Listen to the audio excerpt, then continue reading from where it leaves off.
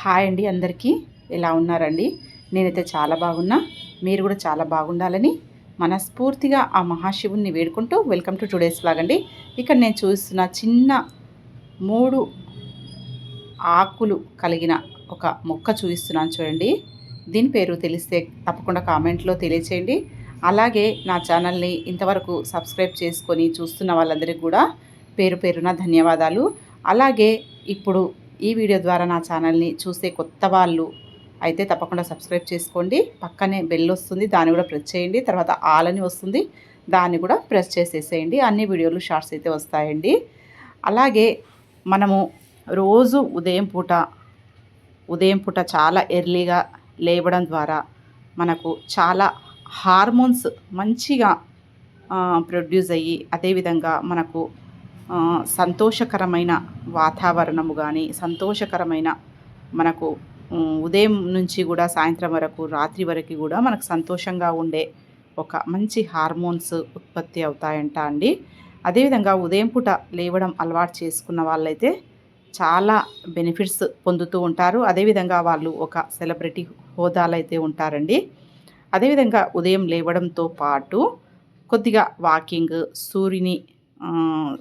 సూర్యుని వెలుతురులో సూర్యకిరణాలు ప్రసరించేటట్లుగా కొద్దిగా వాకింగ్ 7 o'clock లోపల చేసేస్తే డి విటమిన్ అందుతుంది. అదేవిధంగా ఆరోగ్యంగా ఉంటాము. అదేవిధంగా మనము ఏం చదువుకున్నా కానీ, ఏం విన్నా కానీ అది సంతాగ్రాహుల లక్షణం అయితే వస్తుందండి. అంటే వినడం ద్వారానే మనకు అలాగే గుర్తుండిపోతుందంట. ఇది మన పెద్దవాళ్ళు ఎప్పుడో చెప్పారు. కాకపోతే మనము సైంటిస్టులు చెప్పిన తర్వాత వింటామని ఒకటైతే మూఢనమ్మకం, ఇదైతే మూఢనమ్మకం అని కొట్టేస్తాం. మన పెద్దవాళ్ళు, మన పూర్వీకులు చెప్పిన మాటలని కొట్టేస్తూ ఉంటాం కదా. అలా కాకుండా సైంటిస్టులు చెప్తే అది ప్రూవ్ అయింది అని మనం ఏదో దానికి ఒకటి లైసెన్స్ లాగా మాట్లాడతాం కదా. అలా కాదండి.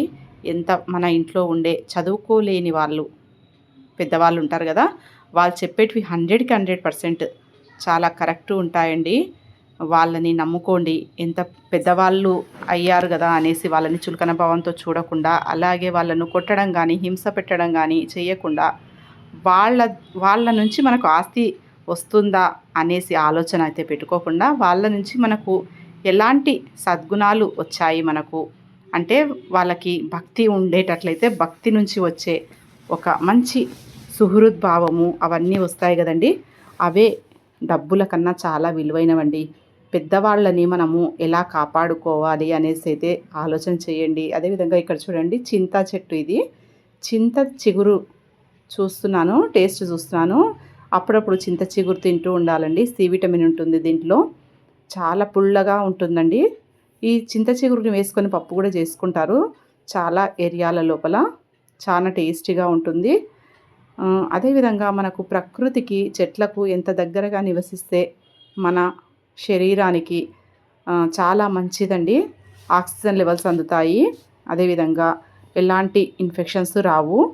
ఇదైతే 100% నిజమండి. అదేవిధంగా మనము సీనియర్ సిటిజన్స్ని చాలా వీడియోల లోపల చూసి నేనైతే చాలా బాధపడ్డానండి. నేను ఒక వీడియో వైరల్ అవుతూ వస్తుంది, చిన్న షార్ట్ రూపంలో ఉన్నది. తల్లిని బాధ పెడుతూ, అదేవిధంగా ఒక కొడుకు ముసలి తల్లిని చాలా బాధలకు గురి చేస్తూ మళ్ళీ షూట్ చేస్తున్నారు. అదేవిధంగా మళ్ళీ తన కొడుకు పక్కనే ఇదంతా షూట్ చేస్తున్నాడండి. ఫ్యూచర్లో అతని గతి ఏం పడుతుంది? ఇదే విధంగా ఉంటుంది కదా. పిల్లలకి మనం ఏం చేస్తే అది మైండ్లో కూర్చుండిపోతుందండి.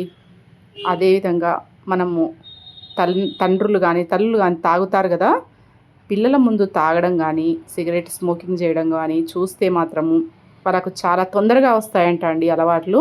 మనం చేసే మంచి అలవాట్ల కన్నా చెడ్డ అలవాట్లు తొందరగా రిజిస్టర్ అయిపోతాయి పిల్లల మెదడు లోపల.